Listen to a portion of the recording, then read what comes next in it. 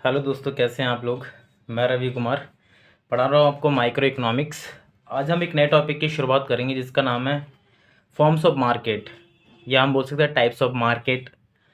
तो कितनी तरह की हमारी मार्केट्स होती है, ये सारी चीज़ें हम इसमें पढ़ेंगे। इनके क्या फ़ीचर्स रहते हैं, इनका कंपैरिजन देखेंगे, क्या क्या कैसे इन्हें कंपेयर कर सकते हैं, ठीक है, डिफरेंट डिफरेंट मार्केट्स को। तो सबसे पहले शुरुआत करने से पहले हम थोड़ा सा मार्केट जो शब्द है, मार्केट जो है हम उसको समझ लेते हैं। मार्केट होता क्या है, ठीक है। आपने मार्केट वर्ड सुना कि मार्केट, ठीक है, लेकिन होता क्या है इसको हम समझ लेते हैं। इसको समझाने के लिए मैं एक एग्जांपल लूँगा छोटा सा। मान लीजिए आप जिस एरिया में रहते हैं, ठीक है, उस एरिया में मान लो जिस गली में आप रहते हैं उस गली में एक दुकान है, ठीक है, एक शॉप है, और पीछे गली और एक वहाँ पर भी शॉप है, ठीक है। लेकिन आप कभी उस गली को ये कहते हैं कि ये मार्केट एरिया है? नहीं कहते। पीछे जो गली में शॉप है, मान लेते हैं कोई परचून की दुकान है, क्या कोई किराना स्टोर है, ठीक है, क्या आप उसे ये बोलते हैं कि ये वहाँ पर वो मार्केट है? नहीं बोलते। आप जहाँ रह रहे हैं वहीं आसपास एक एरिया होगा जिसे आप लोग मार्केट कहते होंगे। क्यों कहते कहते होंगे? क्योंकि आपको पता है वहाँ से कुछ दूरी पर कई सारी शॉप्स हैं, ठीक है, काफ़ी डिफरेंट शॉप्स हैं। कुछ किराना स्टोर्स हैं, कुछ और कुछ सेल आउट करते हैं, कुछ दूसरी शॉप्स कुछ और सेल आउट करती हैं। तो इस तरह से एक एरिया है जिसे आप मार्केट एरिया बोलते हैं कि हाँ वो मार्केट एरिया है, ठीक है। अब क्वेश्चन यहाँ पर ये आता है कि इस एरिया को जहाँ आप रह रहे हैं आपने उसे मार्केट एरिया क्यों नहीं कहा। दूसरा क्वेश्चन ये आता है कि इस एरिया को आपने मार्केट एरिया क्यों कहा, ठीक है। तो ये हमारे सामने दो क्वेश्चंस आते हैं। देखो, बहुत सिंपल सी डेफिनेशंस है। यहाँ पर क्या था, जब कहीं पर कई सारी दुकान होती हैं, ठीक है, इंडिविजुअली हम उन्हें शॉप बोलते हैं, ठीक है। इंडिविजुअली उन्हें क्या बोलेंगे? उन्हें हम शॉप्स बोलेंगे, ठीक है। इंडिविजुअली क्या है? ये शॉप्स हैं। अगर मान मान मान लो कि आपका जो एरिया वहाँ पर कई सारी किराना स्टोर्स हैं, ठीक है, कई सारी किराना स्टोर्स हैं। इंडिविजुअली हम इन्हें क्या बोलते हैं? Shop number 1, shop number 2, shop number 3, इस तरीके से हमने नंबर दे दिया कि शॉप्स है। इंडिविजुअली हम इन्हें शॉप बोलते हैं और कलेक्टिवली इसे हम मार्केट बोलते हैं, ठीक है। तो जो मार्केट टर्म है वो एक कलेक्शन होता है कई सारी शॉप्स का, कई सारी दुकान का। मार्केट का मतलब वो होता है। अब थोड़ा सा दोबारा सोचते हैं कि आपके एरिया में जहाँ आप रह रहे हैं वहाँ पर क्या है कि एक आपकी गली में एक दुकान है, या गली से बाहर निकलने के बाद रोड पर एक दुकान है, ठीक है, अगल बगल 2-3 दुकान है, लेकिन आप उसे मार्केट एरिया नहीं बोलेंगे। क्यों? क्योंकि आपको पता है कि एक दो दुकान से कोई मार्केट नहीं बनेगी, ठीक है। मार्केट तब बनेगी जब वहाँ पर कई सारी दुकान होगी, और पर्टिकुलरली मान लो कि कोई किराना स्टोर है, उस पर डिफरेंट तरीके के प्रोडक्ट्स मिलते हैं, ठीक है, खाने पीने का सामान भी मिलता है। एक है जहाँ पर एक समोसे की दुकान है, वहाँ पर एक हलवाई की भी दुकान है। तो मार्केट बेसिकली एक ऐसा एरिया होता है जहाँ सेल और परचेज के लिए कई सारे सेलर होते हैं और कई सारे बायर वहाँ जाते हैं, ठीक है। तो मार्केट का मतलब यही है कि एक से ज़्यादा, वैसे तो हम बोलेंगे कलेक्टिवली, लेकिन हम ये कहेंगे कई सारी जब दुकानों को मिलाकर, मान लो एक एरिया जहाँ पर कई सारी दुकानें हैं, तो उन सभी दुकानों को मिला के हम उसे मार्केट एरिया बोलते हैं। इंडिविजुअली हम उसे शॉप बोलते हैं, ठीक है। तो ये मार्केट की डेफिनेशन हो गई। इसी तरीके से एक वर्ड है इंडस्ट्री, ठीक है। इंडस्ट्री, इंडस्ट्री का मतलब क्या है? इंडस्ट्री तो ऐसा होता है कि आपने देखा होगा कि कहीं पर एक मैन्युफैक्चरिंग कंपनी चल रही है। मैन्युफैक्चरिंग कंपनी चल रही है मतलब जहाँ पर क्या कहता है, मशीनों से सामान बनाया जाता है। मान लेते हैं कि आप जैसे ही आप अपने एरिया से बाहर निकलते हैं, थोड़ा एरिया से बाहर निकलने के बाद क्या होता है कि जैसे मेन रोड पर आए तो वहाँ पर एक चप्पल बनाने की क्या कहते हैं मैन्युफैक्चरिंग कंपनी है, ठीक है, एक ही है, लेकिन आप उसे इंडस्ट्री नहीं बोलेंगे। इंडस्ट्री हम उसे बोलते हैं जो कई सारी मैन्युफैक्चरिंग कंपनी को मिलाकर हम मतलब कई सारी मैन्युफैक्चरिंग को कंपनीज को मिलाकर हम इंडस्ट्री बोलते हैं। तो ये भी एक कलेक्शन है किस चीज़ का? It's a collection of different types of और same types of manufacturing companies, ठीक है। तो आपने ये भी देखा होगा कि एक एरिया होगा आपके उधर जो कि आप कहते हो कि एक इंडस्ट्रियल एरिया है, क्यों? क्योंकि वहाँ पर कई सारी मैन्युफैक्चरिंग कंपनीज़ है, ठीक है। कोई चप्पल का काम करती है, कोई जीन्स बनाती है, कोई क्या मान लेते हैं, कोई बैग बनाती है, कोई क्या कहता है बर्तन बनाती है। तो इस तरीके से एक एरिया है जहाँ पर कई सारी मैन्युफैक्चरिंग कंपनीज़ है। तो आप इस एरिया को क्या बोलोगे? इस एरिया को हम एक इंडस्ट्रियल एरिया बोलते हैं, यही हमारी इंडस्ट्री होती है, ठीक है। तो एक बार दोबारा से समझने की कोशिश करेंगे दोनों वर्ड्स को, ठीक है। दोनों वर्ड्स को दोबारा से समझने की कोशिश करेंगे, फिर हम आगे चलेंगे अपनी स्टडी में। लेट्स सी, मार्केट आपको समझ में आया? मार्केट का मतलब क्या है? It's a collection of different number of shops, और sorry different types of shops और the same types of shops. Industry क्या है? इंडस्ट्री का मतलब होता है it is a collection of different types of manufacturing companies और same type of manufacturing companies in a particular area. एक particular area में कई सारी कई कई तरह की मैन्युफैक्चरिंग कंपनीज चल रही हैं एक पर्टिकुलर एरिया में, तो ये इंडस्ट्रियल एरिया हो जाता है, ठीक है। इंडिविजुअली अगर मैं बोलता हूँ तो ये क्या, एक मैन्युफैक्चरिंग कंपनी है। कलेक्टिवली मैं इन्हें क्या बोलूँगा? इंडस्ट्री। इसी तरीके से एक एरिया में कई सारी शॉप्स हैं, ठीक है, सेम टाइप्स की भी हो सकती है और डिफरेंट टाइप्स की भी हो सकती है। अब इंडिविजुअली मैंने क्या बोल रहा हूँ? शॉप बोल रहा हूँ, और कलेक्टिवली इसको क्या बोलता हूँ? मार्केट बोलता हूँ, ठीक है। अच्छा, मार्केट और इंडस्ट्री में आपको फ़र्क समझ में आ रहा है? यहाँ पर चीज़ बनाई जा रही है और यहाँ पर चीज़ बेची जा रही है, ठीक है। यहाँ पर अगर यहाँ से कोई चीज़ मान लेता है कि ऐसा ऐसा समझता है कि कॉलगेट कॉलगेट यहाँ बनाई जा रही है और यहाँ सेल आउट हो रही है, तो ये मार्केट एरिया हो गया, ठीक है। तो ये चीज़ समझ में आई आपको? अब यहाँ से थोड़ा सा आगे चलेंगे। तो ये चीज़ थोड़ा सा इसलिए समझाया मैंने आपको ताकि आपको थोड़ा बेसिक समझ में आ जाए कि हम एक्चुअली क्या है कि फॉर्म्स ऑफ मार्केट पढ़ने जा रहे हैं, तो हमें पता होना चाहिए कि मार्केट होती क्या है। इस और साथ साथ में फिर मैंने आपको इंडस्ट्री बता दिया, इंडस्ट्री क्या होती है। अब मान लेते हैं कि जो एरिया है जहाँ मार्केट है, ठीक है, वहाँ ऐसा है कि कई सारी दुकानें हैं। मान लेते हैं ये दुकान है, ये दुकान है, ये दुकान है, ये दुकान है, ये दुकान है। इसका मतलब आप भी इस एरिया में अपनी दुकान खोल सकते हो। इसका मतलब इधर कोई रेस्ट्रिक्शन नहीं है, ठीक है। अब एक एग्जांपल लेके चलते हैं। ये एक दुकान है किराने स्टोर की, ये दूसरी किराना स्टोर है, तीसरी, चौथी, पांचवी, छठी, सातवीं। इस तरीके से इस एरिया में ये कई सारी दुकान है, ठीक है। ये एरिया है, यहाँ पर कई सारी दुकान है, और आप भी यहाँ पर दुकान, मान लेते ये आपने दुकान स्टार्ट कर ली। आपको क्या ज़रूरत पड़ी? बस आपको एक जगह चाहिए थी, आपने आपकी खुद की थी तो अच्छी बात थी, आपको रेंट नहीं देना पड़ेगा। अगर नहीं थी तो आपने क्या करा? उसे रेंट पर ले लिया, तो आपको वहाँ पर क्या करना पड़ा? रेंट देना पड़ रहा है, ठीक है।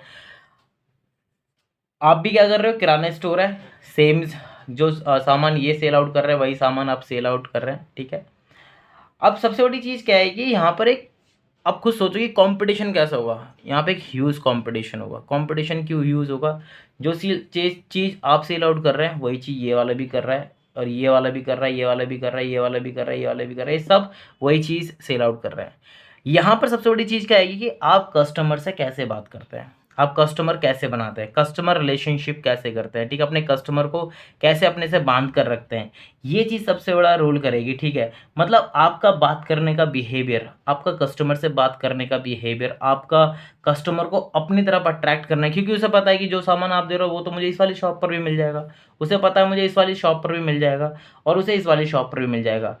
मेन चीज़ ये है कि वो आपकी शॉप पर क्यों आए। अब यहाँ पर एक दो कारण ये हो सकते हैं कि हो सकता है कि वो आपके पास इसलिए नहीं आ रहा क्योंकि उसे पता है ये उसका जानने वाला है, इससे उसका अच्छा परिचय है, ये उसका रिश्तेदार भी हो सकता है, ये उसका दोस्त भी हो सकता है, इसलिए दोस्ती की वजह से, जान पहचान की वजह से इसके पास जा रहा है, ठीक है। लेकिन जो नए कस्टमर आ रहे हैं उन कस्टमर को अपनी तरफ कैसे अट्रैक्ट किया जाए, ठीक है, इस मार्केट के अंदर। तो आप देखोगे इस मार्केट में कंपटीशन की कोई कमी नहीं है। कारण क्या है कंपटीशन का? कंपटीशन का ये कारण है कि हम सभी एक जैसे माल को सेल आउट कर रहे हैं। यहाँ पे हम सभी एक जैसा माल यहाँ पर सेल कर रहे हैं, ये सबसे बड़ी कमी है। यहाँ पर सबसे बड़ी जो वीक पॉइंट है जो इस यूज कंपटीशन का, वो ये है सबसे, ठीक है।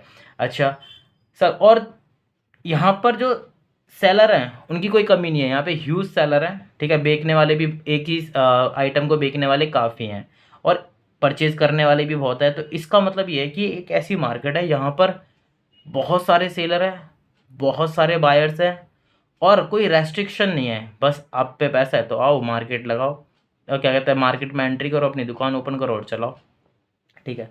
और यहाँ पर क्या है कि एक ही तरह का माल बेचा जा रहा है, ठीक है, एक ही तरह का माल सेल आउट करा जा रहा है, कोई डिफरेंट नहीं है। कोलगेट अगर आप सेल कर रहे हो तो कोलगेट ये भी सेल कर रहा है, ठीक है। दाल आप सेल कर रहे हो तो दाल ये भी सेल कर रहा है, चावल आप कर रहे हो तो चावल ये भी कर रहे हैं। तो मतलब हम किराने स्टोर पे सभी इस मार्केट में क्या सभी एक जैसा माल सेल आउट कर रहे हैं।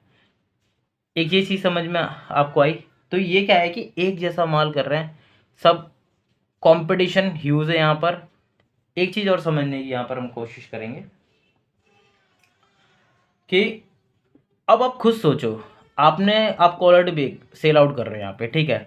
कोलगेट का प्राइस मान लेते 50 रुपये है, ठीक है। क्या वो 50 रुपये आपने डिसाइड करा है? नहीं। क्या इसने डिसाइड करा है? नहीं। क्या इसने डिसाइड करा है? नहीं। ये प्राइस इंडस्ट्री डिसाइड करती है। अभी हमने इंडस्ट्री देखा, मतलब इंडस्ट्री कैसे होता है कि हम इंडस्ट्री ये देखती है कि मार्केट में डिमांड कैसी है और सप्लाई कैसी है। डिमांड सप्लाई से हमें ये पता लग पाता है कि इसका प्राइस हम कैसे सेट करें, वो हम आगे देखेंगे, ठीक है। तो इसका मतलब प्राइस आप नहीं डिसाइड कर सकते, इसका मतलब प्राइस डिसाइड होगा डिमांड और सप्लाई से, ठीक है। मार्केट डिसाइड करेगी, बेसिकली मार्केट डिसाइड करेगी कि डिमांड और सप्लाई की कंडीशन कैसी है, उस हिसाब से प्राइस डिसाइड होगा, मतलब आप डिसाइड नहीं कर सकते, ठीक है।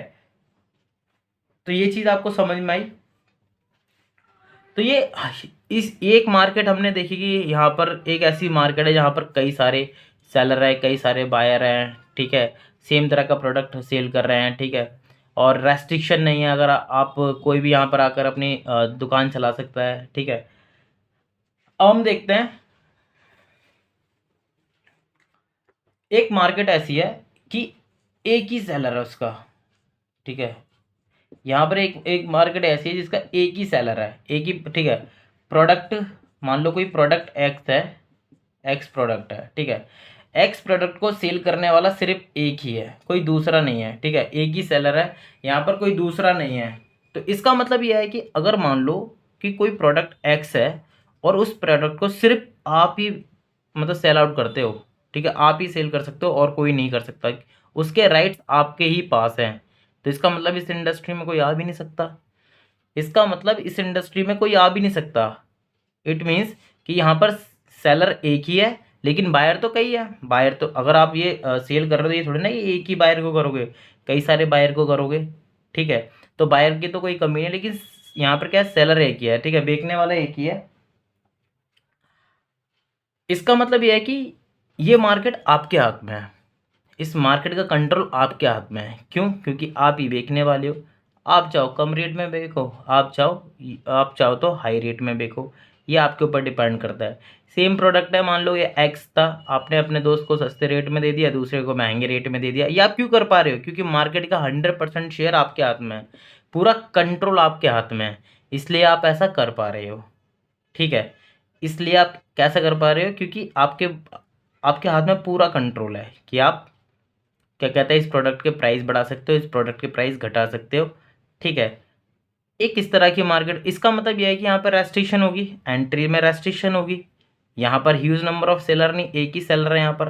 अच्छा, कंपटीशन कैसा होगा यहाँ पर? कंपटीशन तो होगा ही नहीं, क्योंकि सेलर तो एक ही है। दूसरी चीज, प्राइस कौन डिसाइड करेगा? प्राइस भी सेलर ही डिसाइड करेगा। क्यों? क्योंकि यहाँ पे वही तो सेल कर रहा है इस प्रोडक्ट को, ठीक है। तो मालिक कौन है पूरा इस मार्केट का? सेलर है। तो प्राइस कौन डिसाइड करेगा? सेलर डिसाइड करेगा, ठीक है। एक हमने वाली मार्केट देख ली, एक मार्केट हमें देखते हैं ऐसी कि एक मार्केट ऐसी है कि जहाँ पर ना तो बहुत ज़्यादा लार्ज नंबर ऑफ सेलर्स है, मतलब सेलर्स हैं वहाँ पे, ठीक है, सेलर्स हैं। एक मार्केट ऐसी है, कई सारे सेलर्स हैं, लेकिन यहाँ पे चीज़ क्या है ना कि ये ऐसी मार्केट है कि ये लोग अपना अपना माल बेचते हैं, अपना अपना माल बेचते हैं, अपने अपनी चीज़ें बेचते हैं। इसका मतलब ये है क्या, हमने एक मार्केट अभी कुछ देर पहले ऐसी देखी जिसके अंदर क्या था कि दूसरों का माल बेच रहे थे। किराना स्टोर वाले कोई अपना थोड़ी ना दूसरों का माल परचेज करता है और सेल करता है। ये एक ऐसी इंडस्ट्री हमने ऐसी मार्केट देखी थी। इस मार्केट में लार्ज नंबर ऑफ बायर्स थे, लार्ज नंबर ऑफ सेलर्स थे, एक ही तरह के प्रोडक्ट सभी लोग बेच रहे थे, इसलिए कंपटीशन यहाँ पर ह्यूज था। और ये लोग प्राइस डिसाइड नहीं कर सकते थे क्योंकि माल इनका था ही नहीं। जब इनका माल नहीं था, क्यों, देखो देखो यहाँ पर क्यों नहीं कर सकते थे। मान लो कि कोलगेट 50 रुपए की है, अगर ये आप अगर इसे 50 से ज़्यादा रेट पे बेचोगे, 55 में बेचो, तो वो खरीदेगा ही नहीं। क्यों? क्योंकि इसमें क्या रहता है कि कंज्यूमर को, मतलब बायर को और सेलर को, दोनों को पूरी नॉलेज होती है। अब उसे भी पता है कि 50 रुपये की कॉलगेट आ रही है, आप नहीं दोगे तो मैं इससे परचेज कर लूँगा। और कम रेट में अट्रैक्ट करने के लिए अगर मान लो कि आप 45 रुपये में, 45 रुपीज़ में अगर कॉलगेट को सेल करते हो, तो आपको भी पता है कि नुकसान तो आप ही को होना है। क्यों? जो चीज़ 50 रुपये की जानी है वो मार्केट का प्राइस है।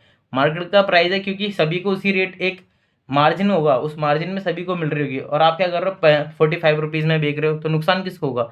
नुकसान आपको होगा। तो आप सेल आउट कर ही नहीं सकते उस रेट में। तो एक ये वाली मार्केट थी। एक मार्केट अभी हमने ये देखी कि जिसमें क्या है, एक्स प्रोडक्ट है और सेलर एक ही है, एक ही सेलर है, इसका कोई दूसरा सेलर नहीं है। तो इस मार्केट में क्या था, इस मार्केट में ऐसा था, प्रोडक्ट एक, ठीक है, सेलर भी एक ही प्रोडक्ट है, एक ही सेलर है। मतलब ऐसा है कि एक ऐसी मार्केट जिसमें सेलर का पूरा 100% कंट्रोल है, पूरा 100% कंट्रोल है। तो इट मीन्स कि वो प्राइस भी ऊपर नीचे कर सकता है। यहाँ पर कंपटीशन है ही नहीं। कंपटीशन क्यों नहीं? क्योंकि सेलर एक ही है, इसे कोई नुकसान होना ही नहीं है। क्यों? क्योंकि कंपटीशन है नहीं इस यहाँ पर। और ये प्राइस ऊपर भी कर सकता है, कम भी कर सकता है, ज़्यादा भी कर सकता है। क्यों? क्योंकि यही एक मार्केट के अंदर इकलौता सेलर है। इसमें क्या होता है, इसमें भी लार्ज नंबर ऑफ सेलर्स होता है, बट इसमें क्या करता है, ये अपने अपने प्रोडक्ट बेचते हैं। अपने अपने प्रोडक्ट का मतलब क्या है कि खुद के प्रोडक्ट बनाते हैं और उसका पेटेंट का मतलब होता है अपने नाम पर रजिस्ट्रेशन लेते हैं।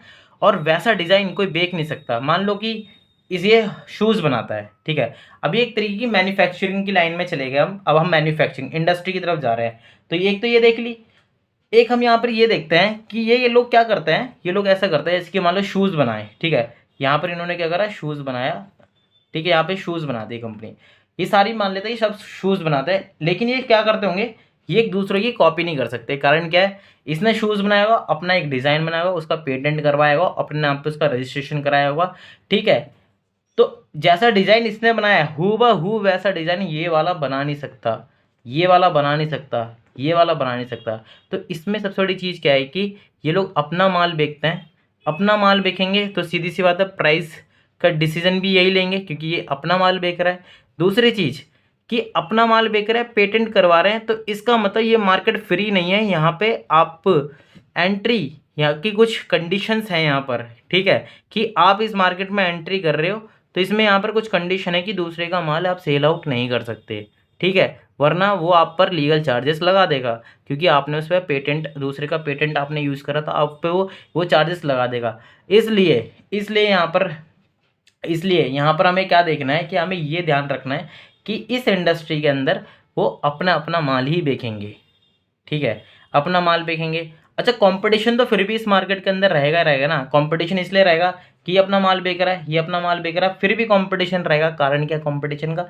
क्योंकि मान लो कि शूज़ ये अच्छा बना रहा है, ठीक है, लगभग जैसा शूज़ यहाँ भी मिल ही जाएगा शूज़, ठीक है, इसके पास भी शूज़ मिल जाएगा। ये भी यहाँ पर क्या करेंगे, एक अच्छी बॉन्डिंग बनानी पड़ेगी इन्हें, क्या कहता है, कस्टमर से, ठीक है, कस्टमर से यहाँ पर इन्हें अच्छी बॉन्डिंग बनानी पड़ेगी, ठीक है। अगर मैं यहाँ पे एग्जांपल लूँ, ठीक है, ये चीज़ समझ में आ गई तीनों मार्केट। अब देखो ये मार्केट कौन सी मार्केट होगी, जो आपके एरिया में होती है, जहाँ पे large number of buyer, large number of sellers होता है।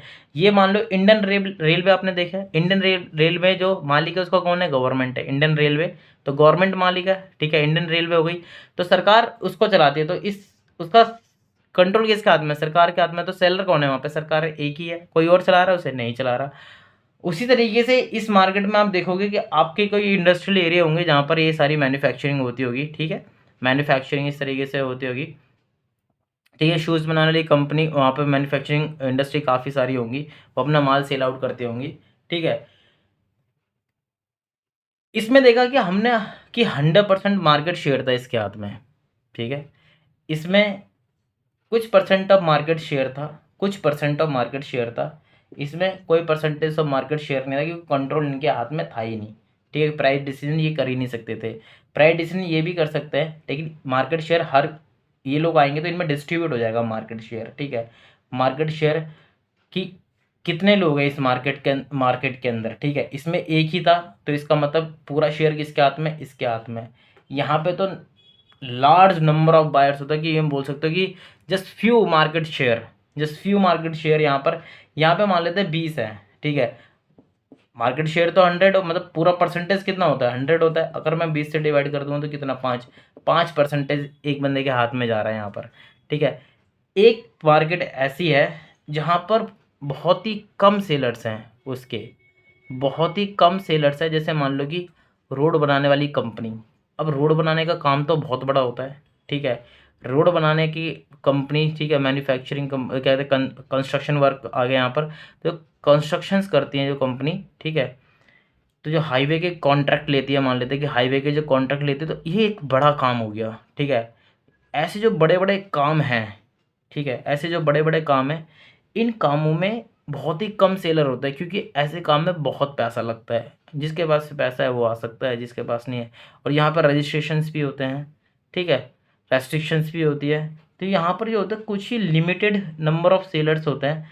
लिमिटेड नंबर ऑफ सेलर्स होंगे तो यहाँ पर क्या होगा, इनका शेयर भी मार्केट में ज़्यादा होगा। जैसे यहाँ पे 25% था इसमें, तो यहाँ पे इन सेलर के पास कितना होगा, 20%, 25%, ऐसा मार्केट शेयर होगा, ठीक है। डिपेंड करता है कि वो कौन से प्रोडक्ट के हैं, ठीक है। यहाँ पर क्या था, यहाँ पे मिक्स अप ऑफ प्रोडक्ट यहाँ पर सेल आउट हो रहे थे।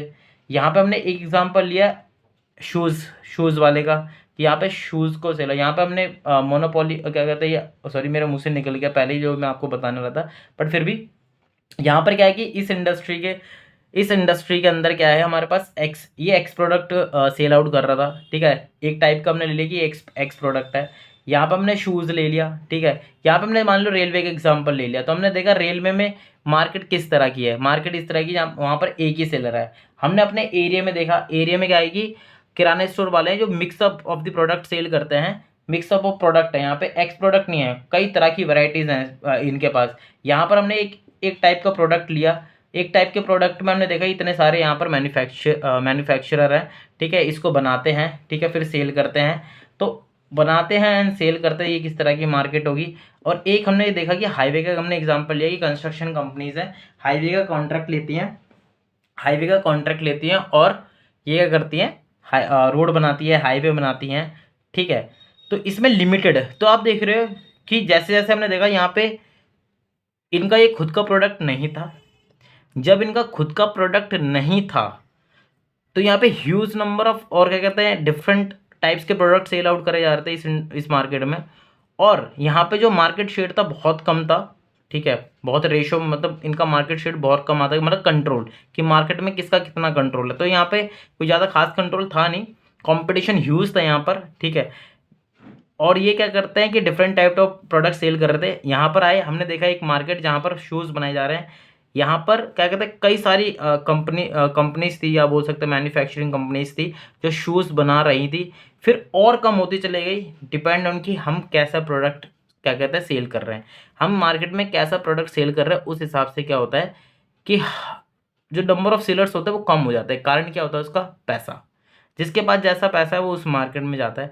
आपको पता है कि मैं, ठीक है, उसके बाद हम बिल्कुल एक पर आ गए, कहाँ से चले थे और बिल्कुल एक सेलर पर आ गए। आपको पता है कि मैं ऐसा प्रोडक्ट जो सिर्फ आप ही बना सकते हैं, सारी राइट्स आप ही रख सकते हैं, तो आप इस मार्केट में आ सकते हैं, ठीक है। उसका पूरा कंट्रोल, बट सारी चीज़ पैसे पे है।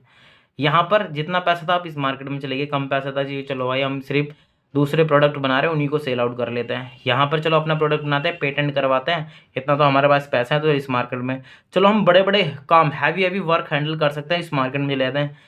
हम प्योर ऐसा वर्क हैंडल कर सकते हैं जिसमें हम ही बन सकते हैं, बट ऐसे कामों में गवर्नमेंट हमें टांग अड़ा देती है। तो मान लेते हैं कि अगर आप पे इतना पैसा है कि आप ही कर सकते हो उसको काम को, तो ऐसी मार्केट में आप आ सकते हैं, ठीक है। बट हमें तो पढ़ना है कि अगर एक होगा तो इसी मार्केट को हम क्या कहते हैं, ठीक है। अब हम देख लेते हैं यहाँ पे इस तरह की मार्केट को हम क्या बोलते हैं। इसे बोलते हैं, क्योंकि यहाँ पे ह्यूज कंपटीशन था इसलिए हम बोलते हैं इसे परफेक्ट कंपटीशन मार्केट, ठीक है। इसको हम बोलते हैं monopolistic market, monopolistic competition market. इसे बोलते हैं हम ओलिगोपोली मार्केट, और इसे बोलते हैं मोनोपोली मार्केट, ठीक है। ये अगर चारों चीज़ें समझ में आई है तो अब आपको आगे की चीज़ें बहुत आसानी से समझ में आ जाएगी। इस लेक्चर को, ये थोड़ा सा लेक्चर बड़ा बन गया, कारण यही था कि चीज़ आपको इसे डीप में थोड़ी समझानी थी। अब इसके बाद आपको चीज़ें बहुत आसानी से समझ में आ जाएंगी, ठीक है। नोट्स तो आपको साथ के साथ सारे मिलते ही जा रहे हैं, ठीक है, बस आप अच्छे से स्टडी करो। तो अब हम आते हैं यहाँ पर, देखो हमने फॉर्म्स ऑफ मार्केट देखा, हमने परफेक्ट कंपटीशन मार्केट देखी। परफेक्ट कंपटीशन मार्केट वो मार्केट थी जो आपके एरिया में क्या कहते हैं, मार्केट एरिया है जहाँ पर कई सारी शॉप्स हैं जो एक ही की तरह का प्रोडक्ट बेच रही हैं ऐसे, और वहाँ पर ह्यूज कंपटीशन है। परफेक्ट का मतलब होता है 100% कंपटीशन, ठीक है, परफेक्ट मतलब 100%, तो 100% कंपटीशन रहता है इस मार्केट के अंदर। एक है मोनोपोली मार्केट जहाँ पर एक ही सेलर होता है, एक और मोनोपोलिस्टिक कंपटीशन मार्केट, क्योंकि यहाँ कोई कंपटीशन नहीं है, इसलिए देखो मैंने इसे ये यहाँ पर हमने इसे ये नहीं कहा मोनोपोली कंपटीशन मार्केट, ठीक है, यहाँ पे सिर्फ एक ही सेलर तो कोई कंपटीशन नहीं रहता। मोनोपोलिस्टिक कंपटीशन मार्केट जहाँ पर आप अपना प्रोडक्ट बनाते हैं, अपना प्रोडक्ट सेल आउट करते हैं, ठीक है, पेटेंट लेते हैं, ऐसी मार्केट में भी बहुत सारे सेलर्स होते हैं तो कंपटीशन रहता है। कंपटीशन ओलिगोपोली के अंदर भी रहता है, बट यहाँ पर क्या रहता है, कंपटीशन इतना ह्यूज नहीं रहता, ठीक है, इतना हाई कंपटीशन नहीं रहता। यहाँ पे लिमिटेड नंबर ऑफ सेलर्स रहता है, जैसे हमने बोला कि हाईवे का कॉन्ट्रैक्ट देना, तो limited number of construction companies होंगी इसकी। और जैसे एक और एग्जांपल हो, जैसे आपने देखा कंप्यूटर में प्रोसेसर होता है, ठीक है, प्रॉपर, जैसे इंटेल हो गया, तुम्हारा AMD हो गया, तो इस तरह की जो प्रोसेसर जो बनाते हैं ना, इसमें बहुत पैसा लगता है, कि इसमें बहुत टेक्नोलॉजी लगती है, बहुत पैसा लगता है, काफ़ी एल्गोरिदम, काफ़ी सारी चीज़ें लगती है, ठीक है। तो इसके अंदर भी जो इन्वेस्टमेंट है ना काफ़ी ह्यूज है। तो कहने का मतलब है ये इसके अंदर भी ह्यूज इन्वेस्टमेंट है, और ह्यूज इन्वेस्टमेंट है जिसकी वजह से लिमिटेड नंबर ऑफ सेलर्स है यहाँ पर भी। तो एक सिंपल सी बात है, जहाँ पर ह्यूज इन्वेस्टमेंट लगता है, जहाँ जहाँ सब ज़्यादा पैसा लगता है, वहाँ सेलर भी कम होंगे। जैसे ये वाली मार्केट, जहाँ पे थोड़ा कम पैसा लगेगा, मतलब इतना ह्यूज पैसा नहीं लगेगा, पर इन्वेस्टमेंट कम लगेगा, तो ऐसी मार्केट में लोग आ जाएंगे। यहाँ पे पैसा नहीं लगना, बस ये है कि माल खरीदो, मार्जिन कमाओ, तो परफेक्ट कंपटीशन मार्केट। और एक ऐसी मार्केट जो कि ज़्यादा के गवर्नमेंट के हाथ में जाती है, ऐसी मार्केट, तो वो हो गई मोनोपोली मार्केट, ठीक है, जहाँ पे एक ही सेलर होगा, ठीक है। तो अब हम इस वाले लेक्चर में सिर्फ परफेक्ट कंपटीशन मार्केट में देखेंगे, बाकी हम नेक्स्ट वीडियो में कवर कर लेंगे, क्योंकि ये वीडियो ऑलरेडी काफ़ी बड़ा होता जा रहा है। तो हम देखते हैं परफेक्ट कंपटीशन मार्केट क्या होती है। परफेक्ट कंपटीशन मार्केट उस मार्केट को कहता है, तो perfect competition market refers to the market in which there are large number of buyers. तो यहाँ पर क्या होता है, लार्ज नंबर ऑफ बायर्स होते हैं, तो there are large number of buyers and sellers. तो सेलर्स भी क्या होता है, लार्ज नंबर्स होते हैं। होमोजीनियस प्रोडक्ट का मतलब होता है कि सेम तरह के प्रोडक्ट, मतलब इस मार्केट में क्या होता है कि एक ही तरह के सारे प्रोडक्ट बोलते हैं, एक मतलब एक ही तरह का मतलब ये रहता है कि कोलगेट आप सेल आउट कर रहे हो तो दूसरा भी कोलगेट भी वो भी सेल आउट कर रहा है, चावल आप बेच रहे हो तो दूसरा वाला भी चावल बेच रहा है, ठीक है। होमोजीनियस प्रोडक्ट का मतलब होता है कि there is no difference between the product that you are selling and others are selling, ठीक है। तो सेम प्रोडक्ट आप सेल करते हो, ठीक है, जो भी XYZ जितने भी प्रोडक्ट आप सेल कर रहे हो, तो वो तो दूसरा भी सेल कर रहा है, तो होमोजेनियस प्रोडक्ट्स हम उन्हें बोलते हैं।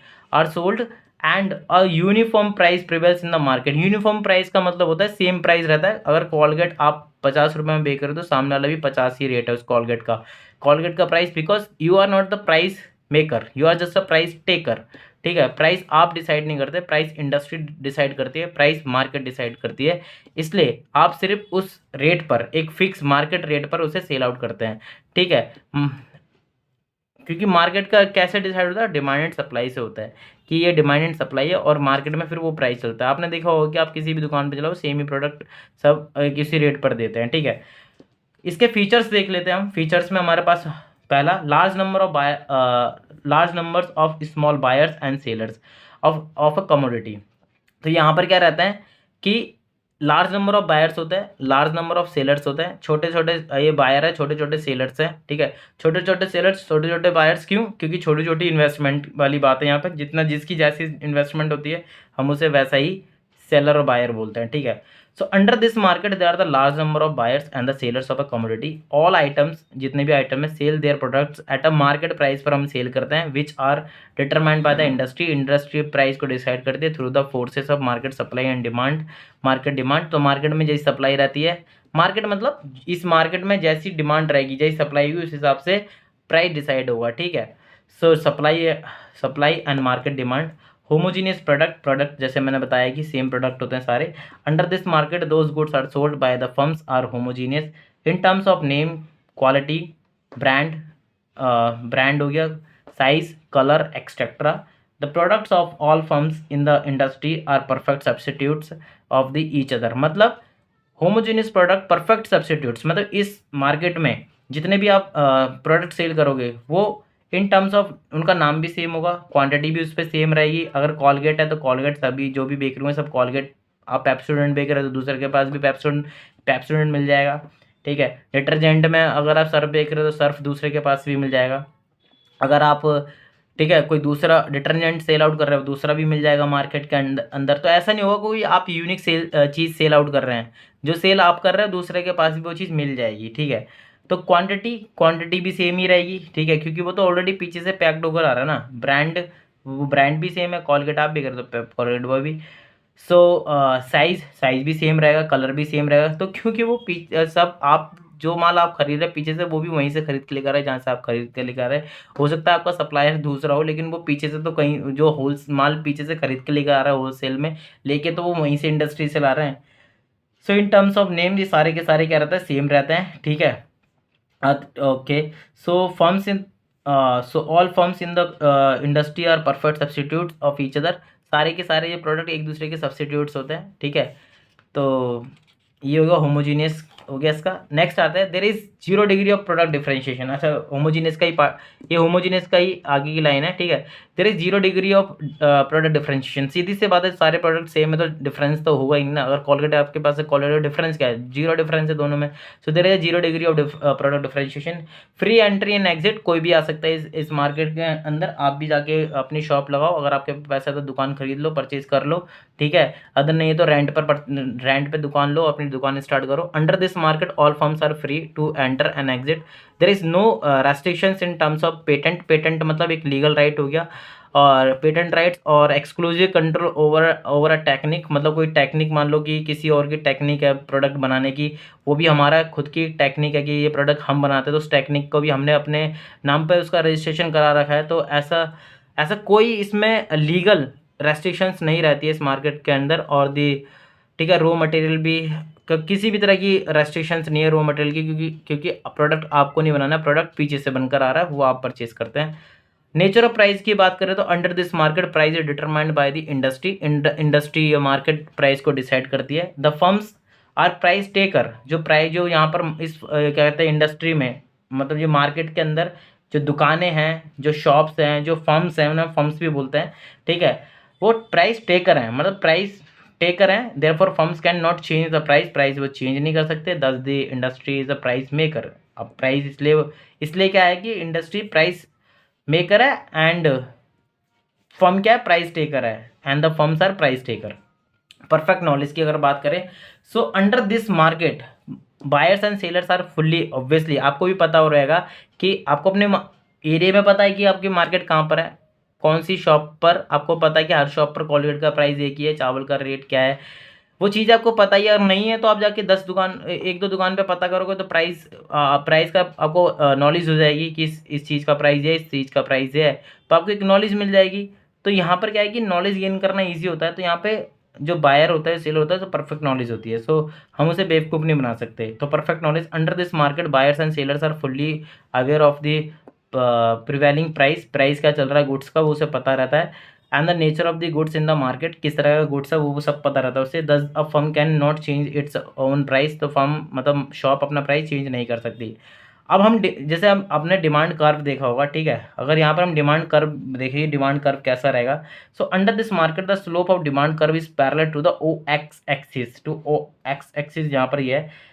Here price remains constant. A firm sells amount of the goods at the prevailing price. देखो प्राइस यहाँ पर कांस्टेंट रहेंगे क्योंकि मार्केट प्राइस चेंज ही नहीं कर सकती। मान लो कि आप कॉलगेट सेल आउट कर रहे हैं, ठीक है, कॉलगेट मैं आपसे कॉलगेट परचेज करने आया, ठीक है, डिमांड कर्व की बात हो रही है, ठीक है, सप्लाई कर्व की बात नहीं हो रही। तो हम किसके सप्लाई कर्व, अगर सप्लाई कर्व मुझे यहाँ पे बनाना होता तो मैं आपके पॉइंट ऑफ व्यू से, मतलब आप सेलर हैं तो सेलर तो ऑब्वियसली आप सप्लाई कर रहे हैं, ठीक है, मैं परचेज कर रहा हूँ आपसे, मैं परचेज कर रहा हूँ तो मैं अपने पॉइंट ऑफ व्यू से बनाऊंगा कि यहाँ पे डिमांड कर्व कैसा रहेगा। लेकिन आप सप्लाई कर रहे हो तो आप सप्लाई के पॉइंट ऑफ व्यू से बनाओगे, ठीक है, सप्लाई के पॉइंट ऑफ व्यू से बनाओगे कि भाई इस तरीके से बनेगा, ठीक है। तो यहाँ पर मैं डिमांड कर्व बनाना है मुझे कि प्राइस यहाँ पर एंड द क्वांटिटी यहाँ पर, ठीक है।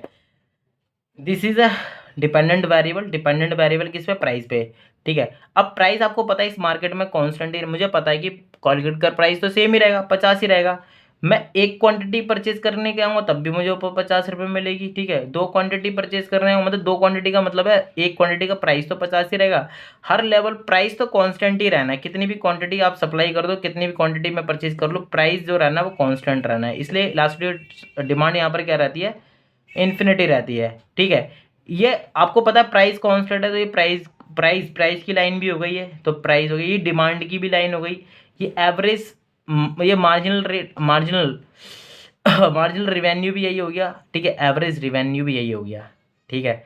एवरेज रिवेन्यू भी यहाँ पर ये हो गया, ठीक है। कैसे, देखो आपको पता है कि जब आप एक यूनिट सेल की, एक यूनिट का प्राइस कितना है 10 रुपये, 2 यूनिट सेल करोगे तो क्या 20 रुपये मिल जाएंगे, प्राइस कितना 10 ही रहेगा। 3 यूनिट करोगे तो 30 रुपये मिल जाएंगे। ये यूनिट हो गई जो मैंने आपसे परचेज करी, ठीक है। ये हमारा टोटल प्राइस हो गया, ठीक है।